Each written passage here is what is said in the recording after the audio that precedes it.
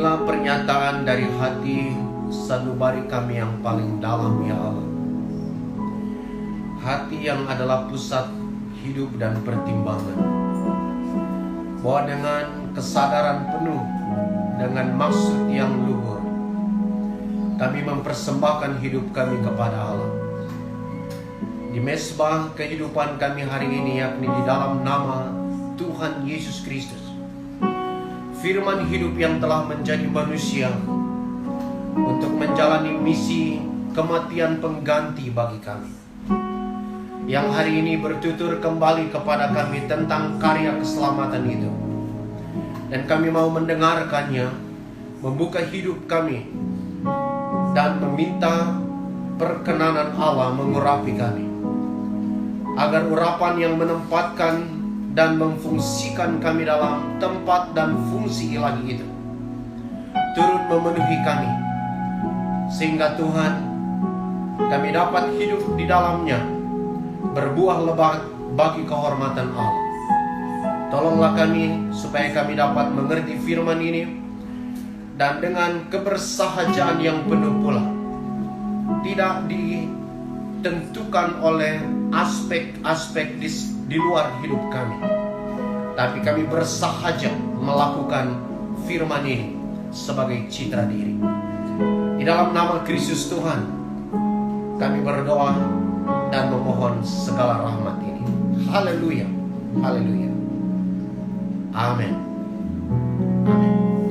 Tetap berdiri Bapak Ibu sekalian dimanapun saudara berada, dan mari membuka Alkitab kita dari firman Allah yang dalam ini keempat pekan kita mempelajarinya. Kejadian pasal yang keempat ayat yang ke-15. Kejadian pasal 3 ayat yang ke-15. Kita membaca firman Tuhan ini bersama-sama, satu bagian yang menolong kita untuk membangun kehidupan yang berkemenangan sesuai dengan kedudukan kita sebagai anak dan ahli waris Allah. Kejadian 3 ayat 15 kita baca bersama-sama. Demikianlah firman Allah. 1, 2, 3. Aku akan mengadakan permusuhan antara engkau dan perempuan ini, antara keturunanmu dan keturunannya. Keturunannya akan meremukkan kepalamu, dan engkau akan meremukkan tumitnya. Amin, amin. Silakan duduk kembali. Bapak Ibu saudara sekalian, ini adalah seri keempat dari studi kita terhadap Nats ini, yaitu Kejadian pasal 3 ayat 15, dengan tema peliharalah permusuhan itu. Dalam pekan-pekan yang lalu, kita mendapatkan beberapa alasan mengapa kita harus memelihara permusuhan dengan iblis itu sebagai segar setiap hari. Yang pertama adalah ayat 1 sampai dengan ayat yang ke-7. Karena iblis adalah musuh yang sangat mempesona dan lihai. Dia datang dengan satu tujuan, hanya untuk mematikan kita. Dan racun kematian itu ia tawarkan dengan cara yang sangat menarik. Ia biasanya datang dengan apa yang kita sukai, apa yang menarik bagi kita, dan ia datang dengan otoritas yang tertinggi. Dalam ayat 2 kita dapatkan bahwa dia mengutip Allah dan firman Allah. Lalu kemudian dia memelintir sedikit ayat itu dengan kata tidak. Yang nats aslinya dalam pasal 2 ayat 17 dikatakan, silakan kamu makan semua buah dalam taman ini. Tetapi saudara, iblis datang dengan hanya memakai sebuah kata untuk menarik perhatian Adam dan Hawa, dengan hanya berkata tidak.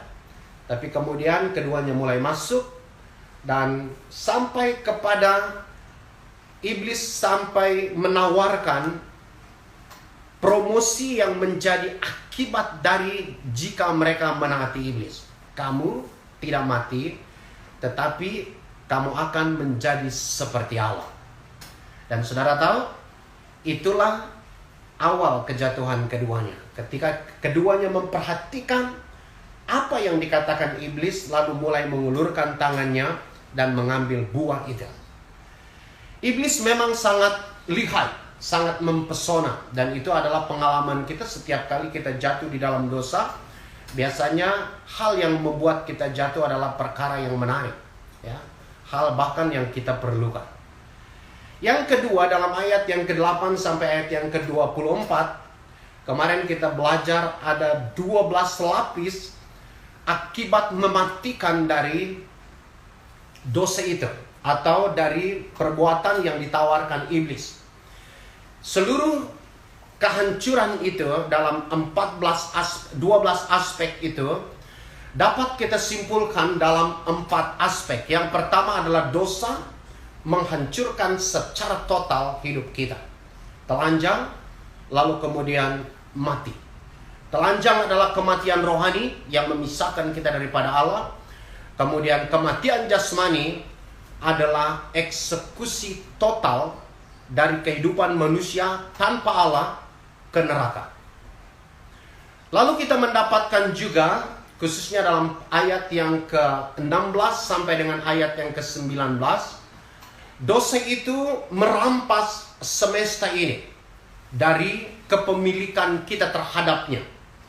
Kenapa saya katakan demikian? Karena kalau saudara memperhatikan pasal 1 Kejadian, ayat 1 sampai dengan ayat 31, itu dikatakan bahwa seluruh semesta yang diciptakan oleh Allah dalam 5 hari itu semata-mata hanya diperuntukkan bagi kita, menjadi tempat bagi kita hidup sejahtera, menjadi tempat bagi kita hidup damai bersama pasangan atau bersama sesama kita, bahkan bersama dengan Allah. Tetapi ketika dosa yang ditawarkan iblis atau pelanggaran yang ditawarkan iblis secara lihai itu menjadi pilihan kita, maka Alkitab berkata dalam ayat yang ke-17, terkutuklah tanah karena engkau. Jadi iblis merampas segala sesuatu yang disiapkan Allah secara baik bagi kita itu dari kepemilikan kita. Dan yang paling mengerikan adalah berikutnya adalah ayat yang ke-15a itu. Dikatakan di situ, aku akan mengadakan permusuhan antara engkau dan perempuan ini. Penafsiran secara terbalik dari kata permusuhan itu membawa kita kepada pengertian bahwa jika ada permusuhan sekarang, berarti sebelumnya ada persekutuan damai. Ada keterikatan antara manusia dengan iblis itu. Artinya saudara, iblis menawarkan kepada kita keterikatan atau persekutuan yang tetap. Dengan lain perkataan, dosa adalah ikatan yang mempersatukan kita dengan iblis. Bukan secara netral, bukan hanya sekedar bersama dengan dia. Tetapi saudara, di dalam Roma 5 ayat yang ke-10 dikatakan berdiri bersama dengan iblis sebagai seteru Allah. Dan itu sebabnya saudara, dalam ayat yang ke-12 dikatakan kesimpulan keempat kita tentang akibat dosa itu adalah menjadikan kita seteru Allah. Itu sebabnya saudara, kenapa kita harus memelihara kesegaran permusuhan itu kepada iblis itu secara tetap. Bukan saja karena iblis sangat lihai dalam menawarkan racun kematiannya, tetapi juga karena iblis itu dia tidak pernah meminta hasil setimpal dari kita. Dia selalu meminta kematian hidup Anda. Itu sebabnya Alkitab berkata, upah dosa ialah maut. Amin.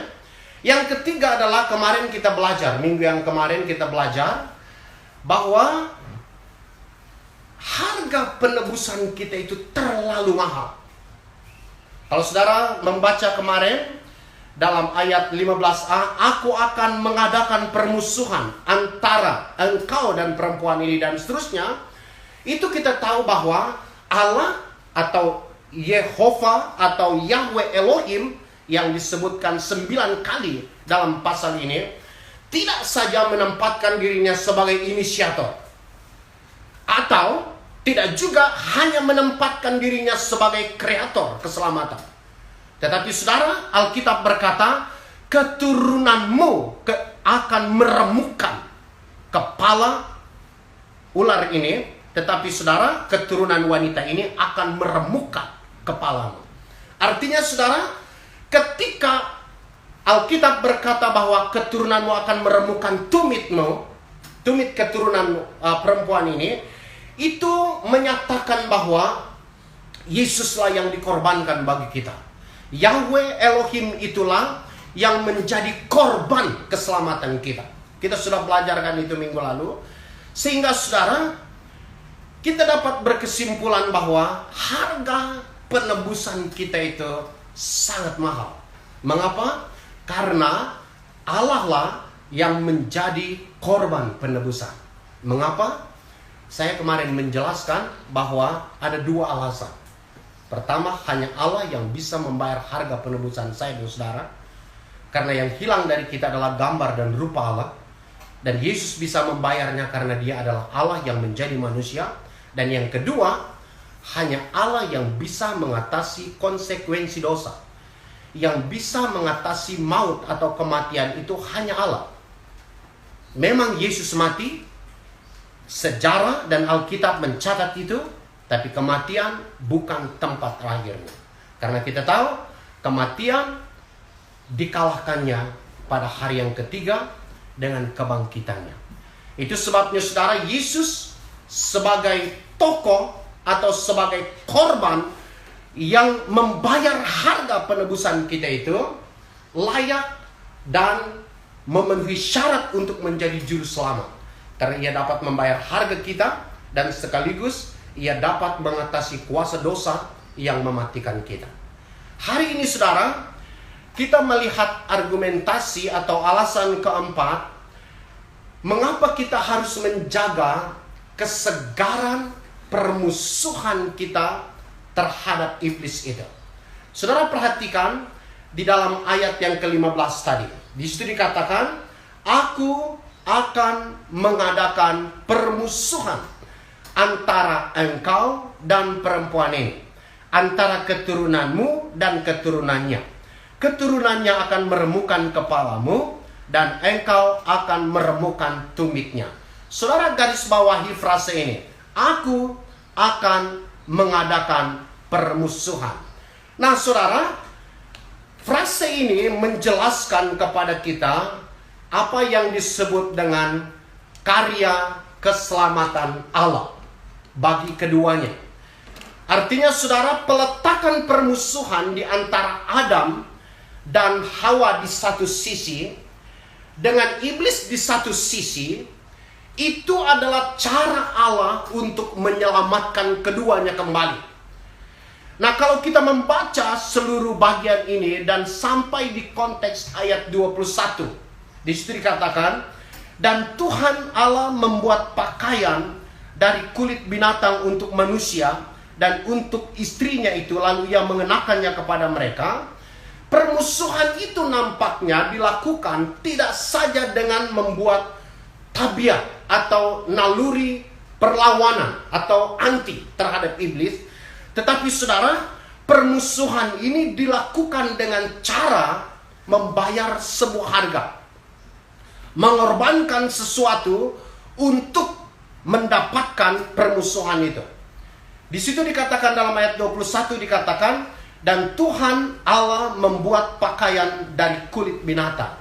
Nah saudara, kalau kita membaca ayat 21 ini di dalam terang bagian yang kedua, ayat 15, keturunannya akan meremukkan kepalamu dan engkau akan meremukkan tumitnya.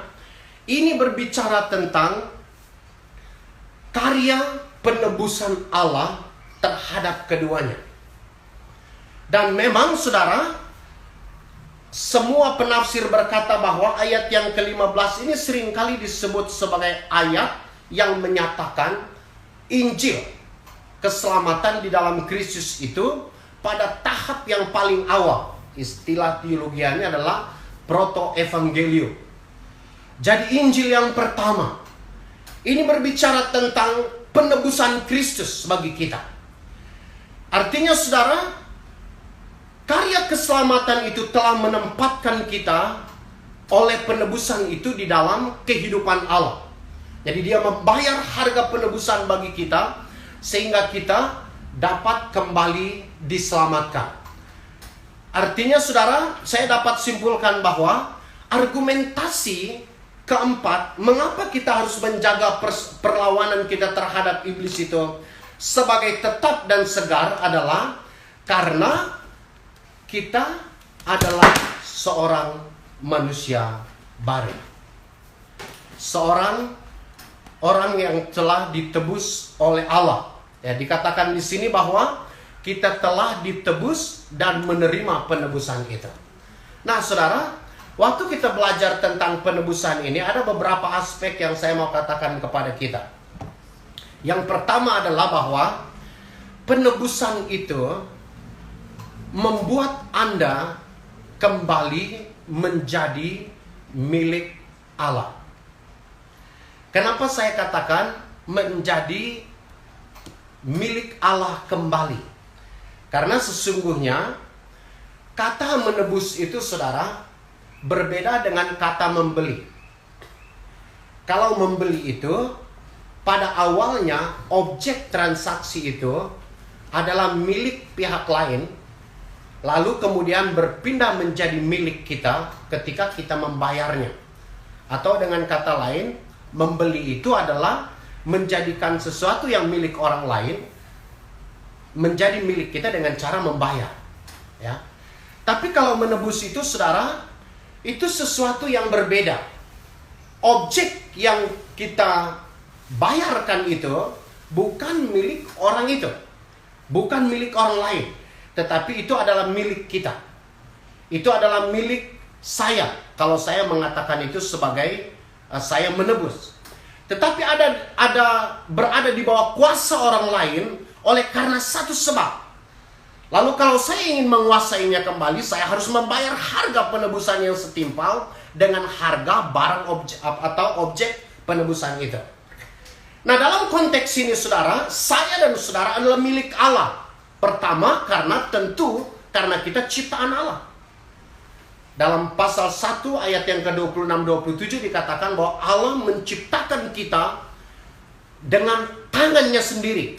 Dalam pasal 2 ayat yang ke-7 dikatakan bahwa ia mengambil tanah lalu membentuknya menjadi tubuh yang adalah skema bagi gambar dan rupa Allah itu. Lalu setelah dibentuknya demikian, lalu dikatakan dalam ayat 7 pasal 2 dikatakan ia menghembuskan nafas hidup ke dalam tanah itu. Lalu dia menjadi hidup. Yang kedua, saudara, milik Allah bukan saja karena kita ciptaan Allah, tetapi karena kita ini adalah duplikasi. Ya, pemultiplikasian kepribadian atau diri Allah, keberadaan Allah di luar dirinya dan ditaruh di dalam tanah itu. Karena Alkitab berkata, marilah kita menjadikan manusia itu menurut gambar dan rupa kita. Artinya, saudara, manusia ini milik Allah karena penciptaan dan karena hakikatnya yang sama dengan Allah. Tetapi ketika keduanya berdosa, Alkitab berkata bahwa keduanya menjadi sekutu iblis. Nah, kalau keduanya ingin kembali kepada Allah, maka harus ada pembayaran yang memenuhi kaidah hukum materialnya. Apa kaidah hukum materialnya? Atau apa aturan firman yang diberikan sebelumnya yang sehingga kewajiban menebus itu harus dilakukan? Pasal 2 ayat yang ke-17 berkata, kalau kamu memakan buah itu, kamu pasti mati. Nah, saudara, ini kaidah hukum atau aturan hukum Allah yang mengharuskan penebusan itu dilakukan. Waktu keduanya melanggar itu, saudara, yang pertama keduanya hilang dari kemuliaan Allah. Kemuliaan Allah hilang dari keduanya, lalu mereka dua menjadi sekutu iblis. Nah, penebusan ini, saudara, dilakukan untuk pembayaran itu. Bukan dibayarkan kepada iblis. Tetapi, saudara, penebusan itu ditujukan untuk memenuhi kaidah hukum Allah. bahwa jika Anda menciderainya, jika Anda melakukan prestasi terhadap hukum Allah ini, maka Anda harus membuat ini untuk pemulihannya. Dan penebusanlah yang dimaksudkan oleh Allah untuk mengembalikan kita kepada Allah. Nah, jadi saudara, kata aku akan mengadakan permusuhan ini berarti bahwa Allah melakukan tindakan penebusan yang menempatkan kita kembali, mengambil kita kembali dari kuasa dosa dan kuasa iblis dan dipindahkan ke pihak Allah.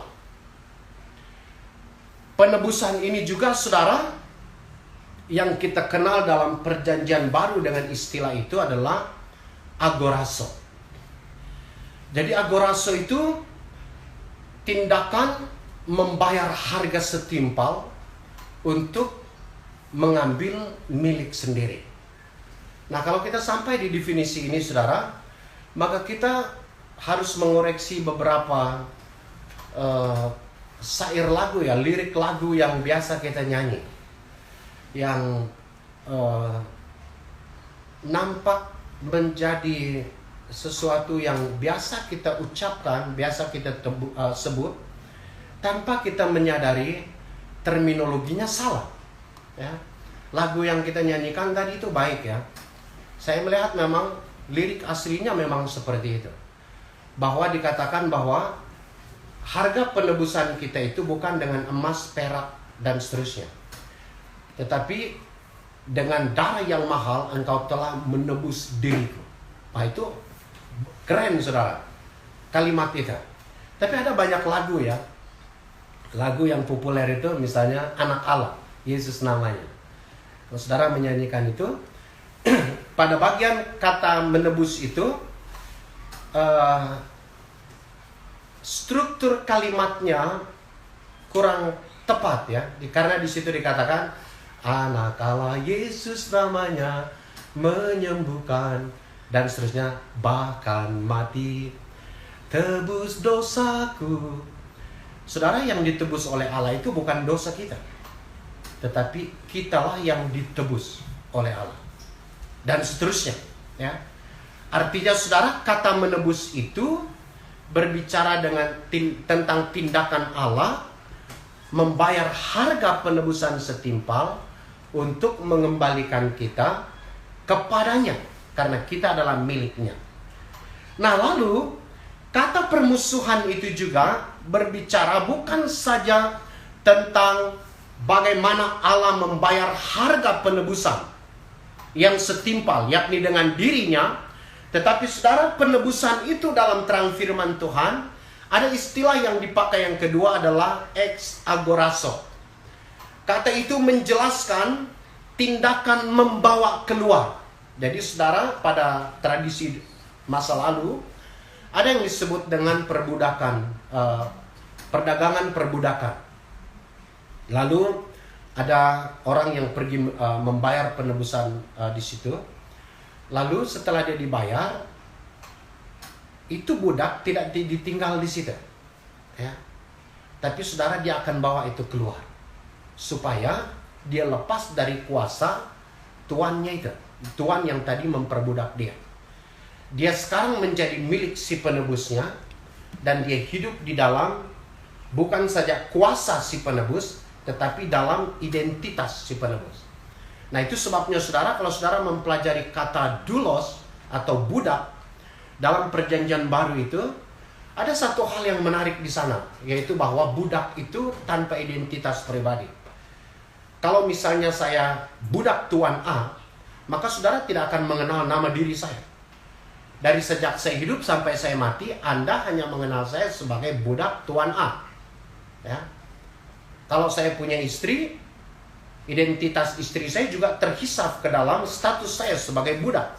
Maka dia juga tidak punya nama pribadi, lalu dia disebut sebagai budak tuan A tadi, dan seterusnya.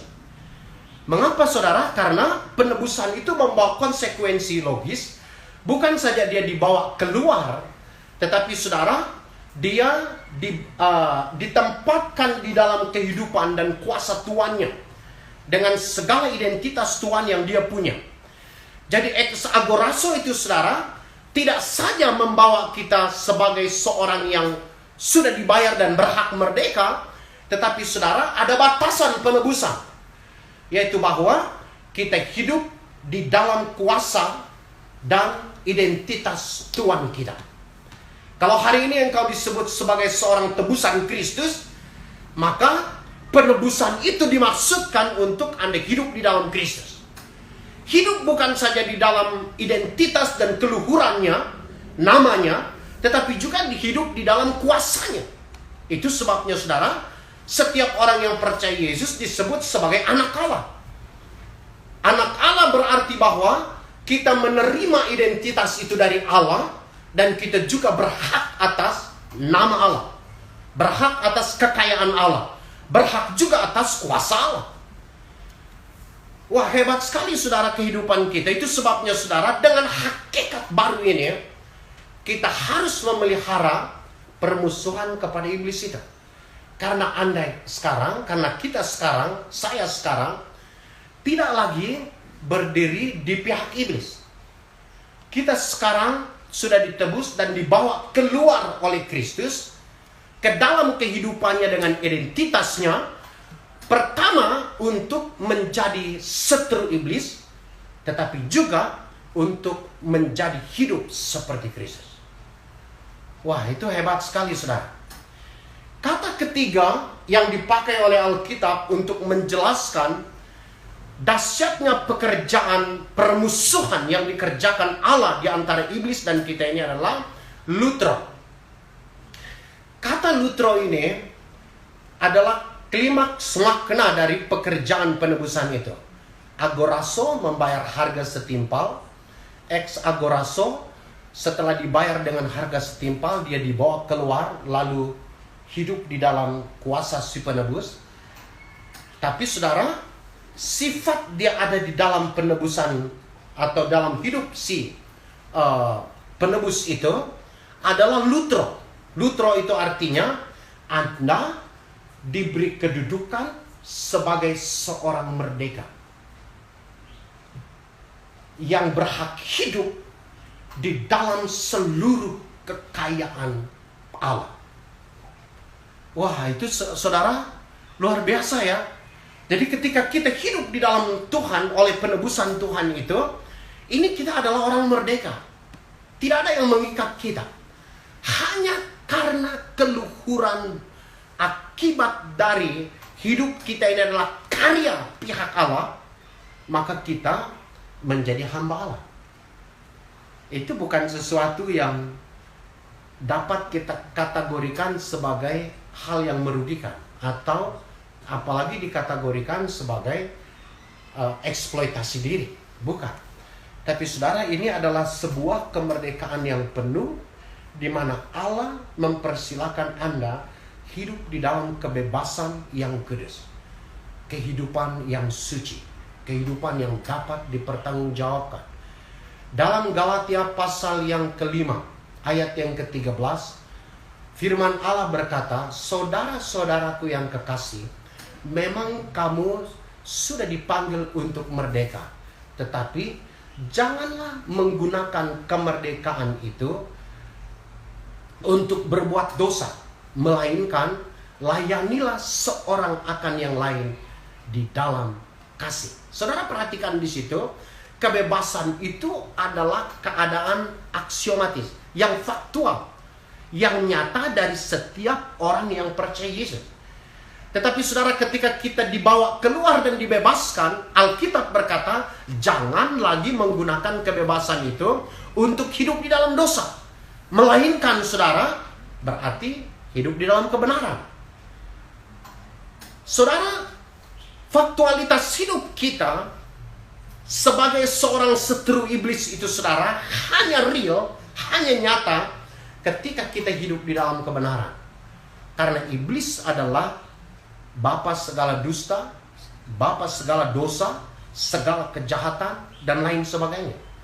Ketika Anda hidup di dalam kebenaran, itulah resistensi yang aktif terhadap iblis, perlawanan yang sengit terhadap iblis. ketika kita hidup di dalam kebenaran Allah. Jadi saudara, juga dikatakan di situ, jangan hidup di dalam dosa lagi, tetapi melayani akan satu dengan yang lain di dalam kasih. Jadi saudara, lutro itu adalah kebebasan yang bertanggung jawab. Kebebasan yang merupakan ekspresi dari keluhuran batiniah. Kalau kita orang benar, kalau kita orang suci Allah, kalau kita orang yang sudah dikuduskan oleh Allah, maka seharusnya kita hidup suci. Kita harus hidup kudus. Kita harus hidup benar. Itu maksudnya.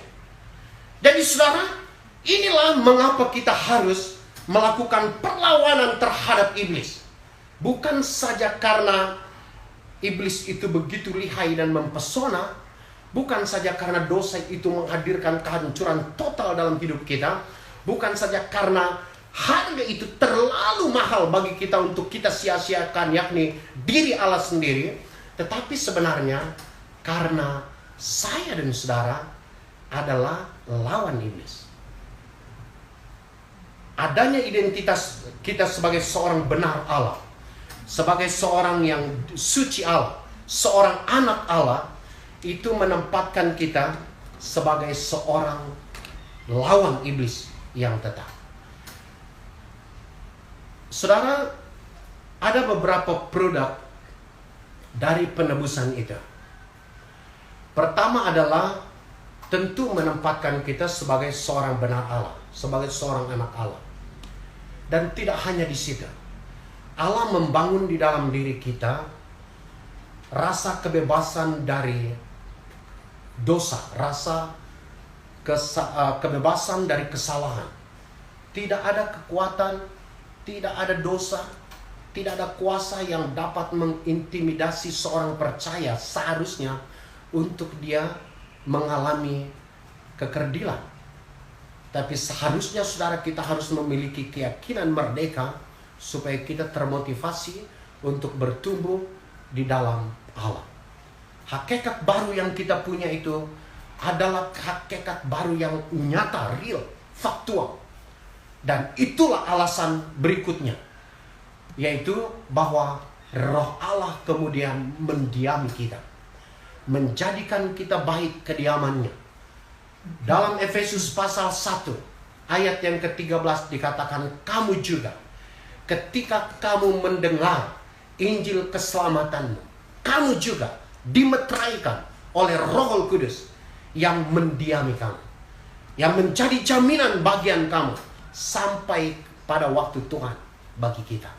Artinya saudara, waktu kita percaya kepada Allah, menerima penebusan itu, Roh Allah bukan saja hadir di dalam diri kita sebagai meterai, bukti legal, bukti sah kepemilikan Allah atas hidup kita, tetapi ia hadir di dalam hidup kita untuk menjadi sumber kehidupan rohani yang berkemenangan.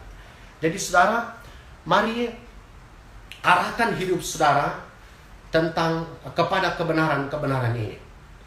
Kalau saudara hari ini sudah ditebus dengan harga yang lunas, dibayar, dibawa keluar dan diletak di dalam kehidupan Allah sebagai seorang merdeka Allah, seharusnya arah hidup kita menjadi khusus. Arah hidup kita seharusnya kita arahkan kepada perkara-perkara yang kekal, perkara-perkara yang mulia, perkara-perkara yang suci.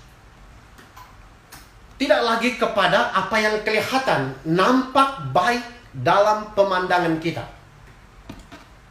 Belajar dari pengalaman kejatuhan Adam dan Hawa ini, seharusnya kita jauh lebih bijaksana. Dan cara itu saudara, tidak ada cara lain kecuali kita bergaul akrab dengan Tuhan. Bagaimana caranya? Miliki firman Allah, baca setiap hari. Miliki itu dan baca setiap hari, dan renungkan bagian demi bagian yang saudara baca. Memang ada banyak bagian yang sulit kita mengerti ketika itu bicara tentang sejarah, geografi dan lain sebagainya. Tetapi saudara, kita tidak dimaksudkan untuk membaca Alkitab untuk menghafal seluruh data yang ada di dalam.